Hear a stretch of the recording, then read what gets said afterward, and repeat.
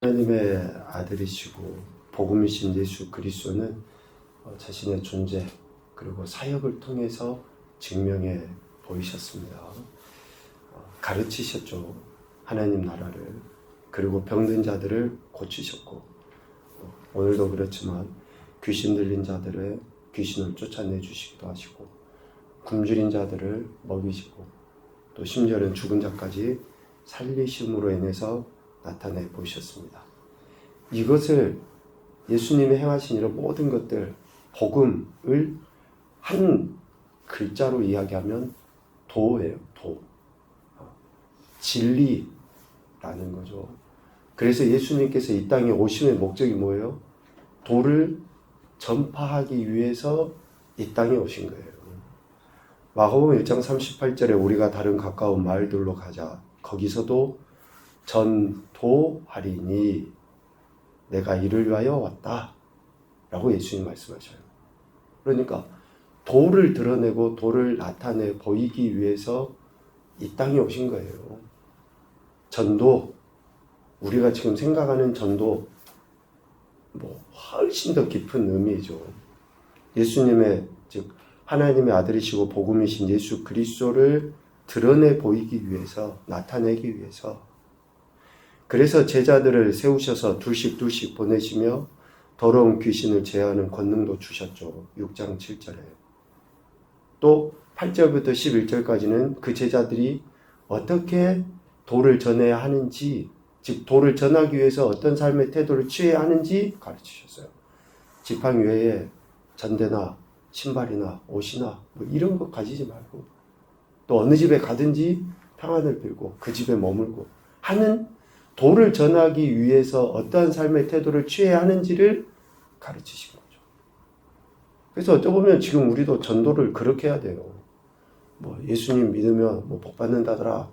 그런 이야기로 예수님을 전하는 게 아니고, 전도는 예수님이 어떤 분이시고 예수님이 지금 우리에게 어떻게 살아라고 하신가라는 것을 나타내 보이는 것이 전도죠. 우리 교회 초청잔치 하니까 오면 선물 준단다. 이렇게 해서 교회로 와라 하고 예수님을 전하는 게 아니에요. 예수님이 제자들을 그렇게 세우셔서 도를 드러내도록, 복음을 드러내도록 하신 거죠. 이렇게 제자로 부름받은 자들은 어떻게 했습니까? 6장 12절부터 13절까지 보면 나가서 회개하라, 전파하고 많은 귀신을 쫓아내며 많은 병자에게 기름을 발라서 그들을 고치는 그런 일들을 행했었죠. 제자로 부름받은 자들의 사역은 결국 뭡니까? 복음이신 예수 그리스도의 존재와 사역을 나타내 보이는 것.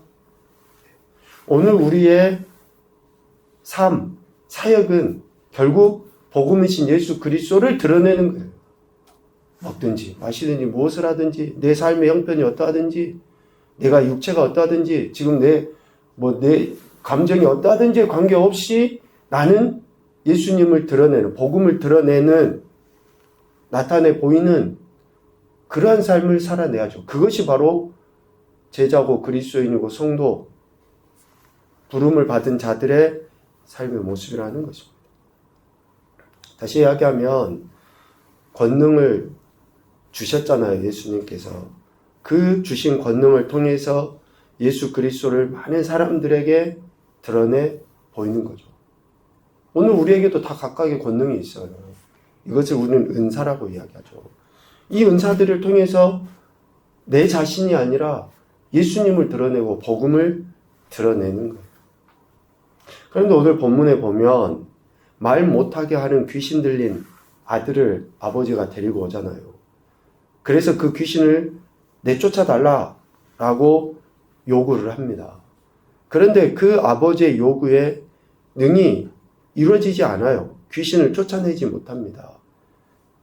그러니까 그 사람들과 제자들과 변론이 일어나는 것을 기록을 하고 있죠. 오늘 14절에 보면 이에 그들이 제자들에게 와서 보니 큰 무리가 그들을 둘러싸고 그들과 더불어 변론하고 있더라. 여러분, 주어와 또 그 대상들을 이렇게 잘 살펴볼 필요가 있죠. 여기서 이에 그들이 할 때 그들이는 누굽니까? 예수님을 비롯해서 9장 2절에 나와 있는 것 같이 베드로와 야고보와 요한이죠. 변화산에, 높은 산에 올라가서 예수님의 변형된 모습을 직접 경험했던 그 세 명의 제자 외에 다른 제자들을, 그러니까 예수님과 세 명의 제자가 앞에 나온 그들이고, 다른 제자들, 그 세 명의 제자들 외에 다른 제자들에게 이제 오신 거죠. 예수님과 그 세 명의 제자들이. 서기관들이 그들과 예수님과 세 명의 제자 외에 다른 제자들과 더불어 변론하고 있더라. 라고 이렇게 이야기를 합니다. 당시 종교 지도자라고 할 수 있는 사람들, 특별히 서기관들, 이 베드로, 야고보, 요한 외에 다른 제자들과 더불어 지금 변론하는 거예요. 여기서 변론하다라는 그 말은 논쟁하다, 토의하다 그런 의미도 있는데 더 원초적으로는 헐뜯다라는 의미였어요. 헐뜯다. 의도 자체가 불순한 거죠. 변론하다라고 하는 그 말의 의미 속에는.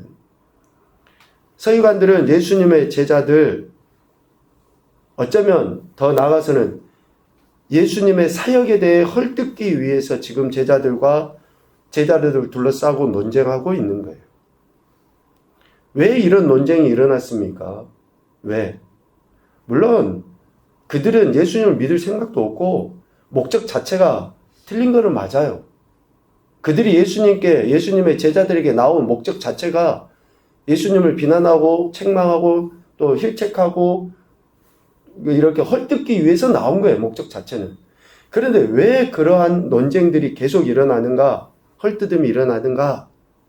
18절 말씀을 통해서 볼 수 있죠.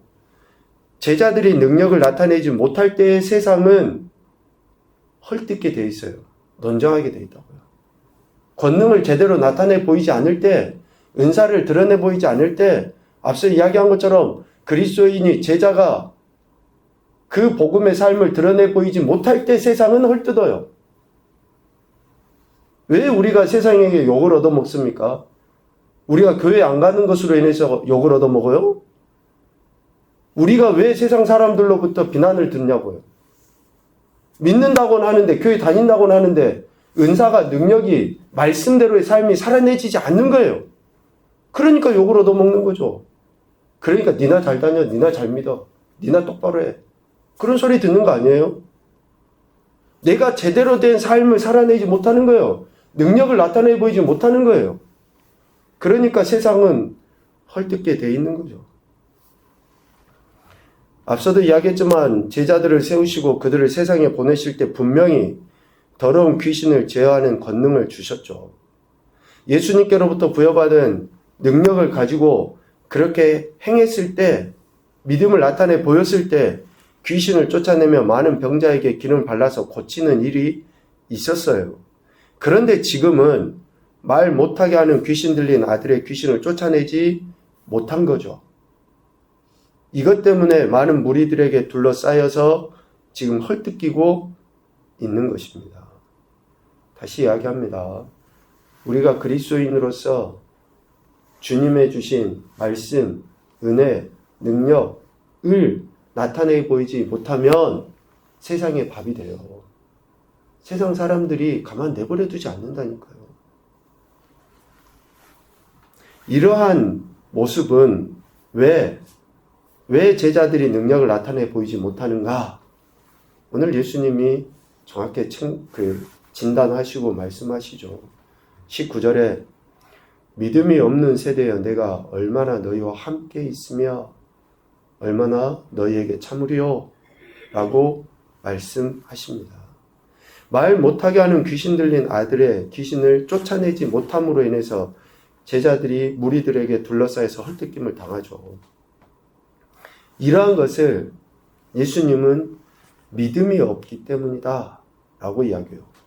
믿음이 없는 세대여 라고 이야기합니다. 왜 예수님이 믿음이 없는 세대여 라고 하셨는가를 잘 기억을 하셔야 돼요. 지금 예수님이 가장 먼저 어쩌면 책망해야 될 대상이 누구예요? 제자들이에요. 제자들에게 권능도 주시고, 야, 너네들 예전에도 했었는데 왜 지금 이걸 못하냐? 그러면서 왜 너희들이 이렇게 책망을 받고 헐뜯김을 당하냐? 라고 이야기할 수 있잖아요. 그런데 예수님이 의도성을 가지고 쓰신 단어가 뭐냐면 세대요. 세대. 세대라는 단어는 동시대 사람들, 어쩌면 지금 여기에 모여있는 제자들 외에 모든 무리들을 의미해요. 단순히 베드로, 야고보, 요한 외에 다른 그 제자들에게 국한시켜서 야, 너희가 왜 믿음이 없냐? 왜 이거 하나 못하냐? 라고 예수님이 이야기하신 게 아니라 예수님의 제자들을 비롯한 그 제자들을 헐뜯고 있는 모든 사람들에게 믿음이 없다라고 예수님이 이야기하시는 거죠. 그래서 믿음이 없다라고 하는 말은 1차적으로는 단순히 믿음이 약한 상태를 의미해요. 단순히 믿음이 약한 상태. 우리 개개인도 보시면 알아요.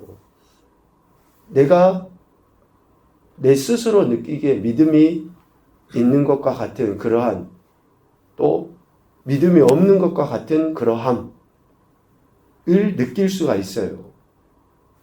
우리는 소위 충만이라는 단어를 쓰면서 믿음이 충만할 때와 믿음이 충만하지 않을 때의 그런 표현들을 쓰죠. 여기서 믿음이 없다라고 하는 것은 1차적으로는 믿음이 약한 상태예요. 믿음이 약한 상태. 그 믿음이 약한 상태에 있기 때문에 제자들이, 즉 베드로, 야고보, 요한 외에 다른 제자들이 지금 이 귀신을 쫓아내지 못한 것이죠. 1차적으로 믿음이 없는 약한 그 제자들의 상태를 어떻게 우리가 추측을 해볼 수 있습니까? 예수님이 지금 자신들과 함께 있지 않는 거예요. 높은 산에 올라가 버리셨어요. 자신들과 떨어져 있어요. 그래서 예수님이 내가 얼마나 너희와 함께 있으며 라고 먼저 이야기하신 거예요. 다른 제자들에게 내가 얼마나 너희와 함께 있으며 라고 이야기하는 거죠. 믿음이 약한 상태에 있는 제자들에게. 그리고 2차적으로는 믿음이 없는 세대여 할 때에 이 믿음이 약한 상태는 그 예수님의 제자들, 또 예수님을 신뢰하지 못하고 헐뜯는 그 무리들에게 하신 이야기인데, 그 믿음이 약함, 없음에 대해서 너희에게 얼마나 너희에게 참으리요? 라고 예수님이 이야기하셔요. 그들이 예수님을 믿지 않는 상태를 이야기하는 것이죠.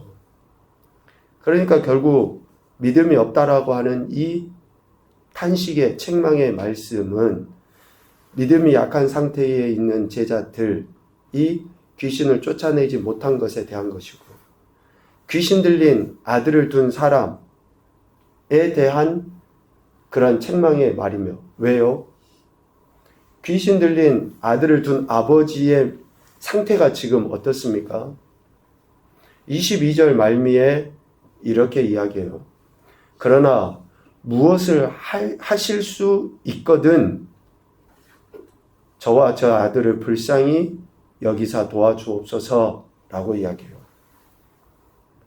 무엇을 하실 수 있거든, 즉 귀신 들린 아들을 둔 그 아버지의 믿음도 지금 없는 거죠.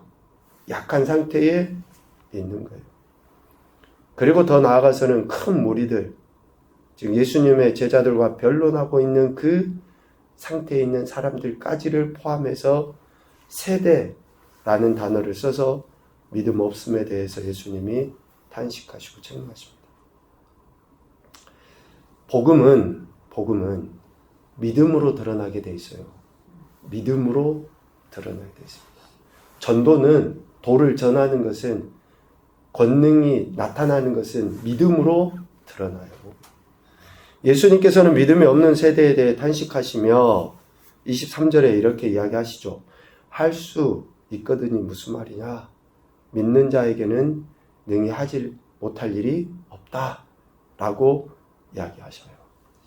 믿음이 없는 모든 세대에 대해 믿음이 있을 때 제자들이나 귀신 들린 아들을 둔 아버지나 또 둘러싸고 있는 큰 무리들이나 그들에게 믿음이 있을 때에 복음, 즉 예수 그리스도의 역사하심의 은혜를 경험하게 된다라고 이야기해요. 믿음이 있을 때 예수 그리스도의 역사하심의 은혜를 경험하게 된다. 말 못하게 하는 귀신 들린 아들의 아버지는 이 예수님의 말씀, 믿는 자에게는 능히 하지 못할 일이 없느니라 라고 하신 그 예수님의 말씀을 듣는 순간 그래서 24절에 이 단어를 쓰죠. 곧 그 아이의 아버지가 소리를 질러 이르되 내가 믿나이다 라고 이야기해요. 예수님의 이 말씀, 믿는 자에게는 능히 하지 못할 일이 없다 라고 하신 그 말씀을 듣는 순간 소리 질러서 고백을 하죠. 나의 믿음 없는 것을 도와주소서. 잘 우리가 이 구절들을 잘 기억을 하시고 보셔야지 됩니다. 이 아버지의 예수님께 대한 기도, 태도를 잘 보셔야지 돼요. 이 아버지는 자신의 믿음 없는 것을 고백하고 도와달라고 이야기한 거예요. 이렇게 간절히 소리질러서 기도한 겁니다. 이 믿음의 고백을 들으시고 예수님께서는 더러운 귀신에게 명하여서 아이에게서 나오고 다시 들어가지 말라라고 25절에 선포하신 거예요.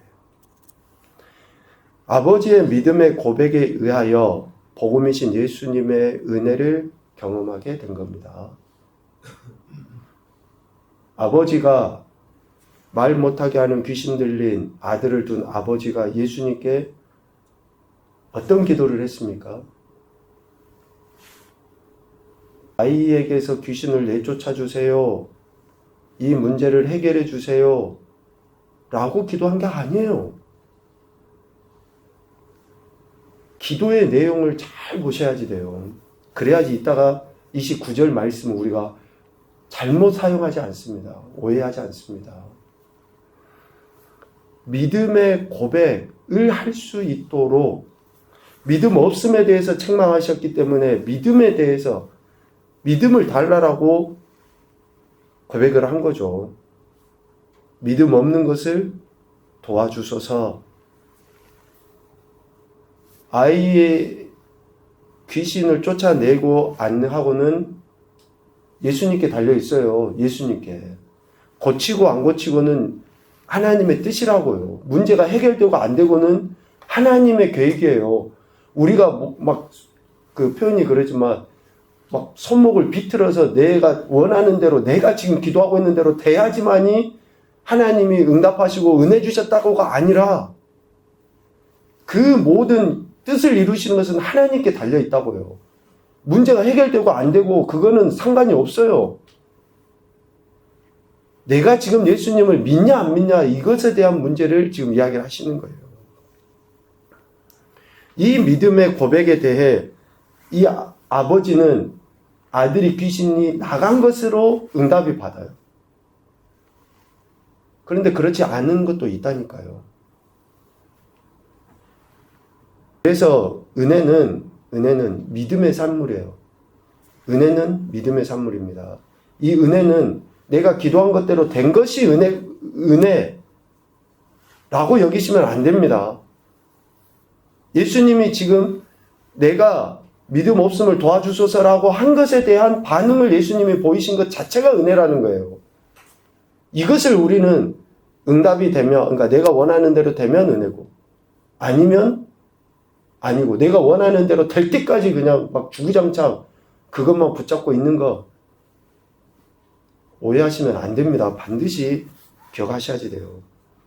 복음이신 예수 그리스도에 대한 믿음, 그 믿음에 따른 결단으로 우리는 은혜, 기적, 또 예수님의 직접 행하심들을 경험하게 되는 거예요.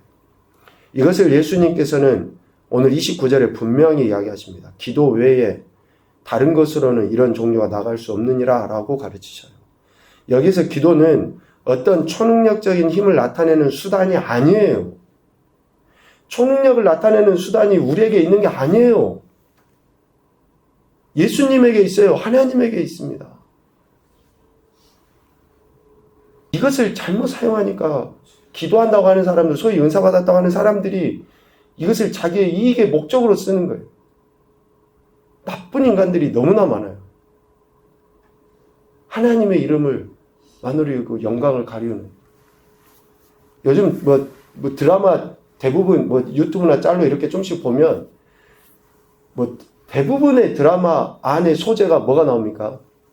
이단 사이비들이 그렇게 소재로 많이 등장하잖아요. 얼마나 그런 나쁜 인간들이 많은데 그렇게 쓰는 거예요. 그렇게. 다시 이야기합니다. 기도는 어떤 초능력적인 힘을 나타내는 수단이 아니라 하나님과 바른 관계를 이루며 하나님에 대한 신앙을 촉구하는 말로 이해하셔야지 돼요. 우리가 기도하는 것은 내 뜻을 관철시키기 위해서가 아니라 하나님과 친밀한 교제 교통을 나누는 것. 그래서 기도는 하는 것이 아니라 듣는 거예요. 하나님의 음성을 듣고 하나님의 말씀을 듣고 하나님이 지금 내게 뭐라고 지금 내 믿음이 성장하고 성숙되어지기 위해서 뭐라고 지금 내게 하시는지를 듣는 것이 기도예요. 그런 기도를 할 때, 친밀한 교제 교통을 나눌 때 예수님이 우리에게 하신 명령에 대한 올바른 그리고 지속적인 관계를 맺을 때 예수님의 능력이 드러날 수 있게 되는 거죠. 여러분 꼭 기억을 하십시오. 마가복음 9장 29절 말씀을 사람들이 오해합니다. 결코 초능력을 나타내는 도구로서 기도를 우리에게 주신 게 아니에요. 기도는 하나님과의 친밀한 교제 교통이고 그분의 말씀을 내가 평상시에 읽고 묵상했던 말씀을 내 안에서 생각나게 해서 내가 어떻게 그분과 함께 동행하며 살아갈 것인가, 살아가도록 하는가, 이러한 것들을 가르쳐주는 것이 기도. 첫 번째 교훈입니다. 세상은 믿음의 사람을 거부하고 헐뜯기 마련이다. 두 번째, 예수님으로 말미암아 욕, 박해, 악한 말을 듣는 것을 기쁘게 여겨야 한다. 예수님으로 말미암아요. 나의 육신의 정욕, 안목의 중 이생의 자랑에 의해서가 아닙니다. 믿음대로 살 때. 세 번째, 예수님을 믿는 믿음, 즉 말씀과 기도로 친밀함을 드러낼 때 은혜를 경험하게 돼요. 응답이 안 돼도 감사하게 되고 진짜 감사하게 되고 응답이 되면 더 큰 감사를 하나님께 영광 올려드릴 수 있게 되는 것입니다. 예수님 믿는 믿음, 말씀과 기도로 친밀함을 드러내야지만이 은혜를 경험할 수 있게 됩니다. 다시 한번 여러분이 찬찬히 본문을 개인적으로도 묵상을 해보십시오. 우리의 신앙이 흐트러지게 되고 또 올바르게 되지 못하면 우리의 하는 행위에 대해서 하나님 앞에 나중에 내가 이렇게 기도하고 내가 이렇게 했는데 왜 하나님 안 해주십니까? 원망하게 됩니다. 반드시 원망하게 돼요. 그래서 우리의 행위를 강조하는 것이 아니라 정말 하나님이 내게 무엇을 요구하시는가라는 것이 먼저 우리가 고백되지 않으면 내가 기도 이만큼 하고 내가 헌신 이만큼 하고 뭐 했는데 왜 이러십니까? 라고 그 사람들이 제일 먼저 하나님을 원망하게 되거든요. 매우 주의하셔야지 됩니다. 오늘 말씀 꼭 기억하시고 저와 여러분의 신앙과 삶의 현장 안에서 이 믿음에 대한 바른 태도, 바른 관계를 통해서 믿음이 드러나서 하나님께 영광도 올려드리시고 또 우리에게 예배하신 하나님과 친밀한 교제의 은혜를 누리며 살아가는 복된 인생들이 되시기를 주님 이름으로 축복합니다. 아멘.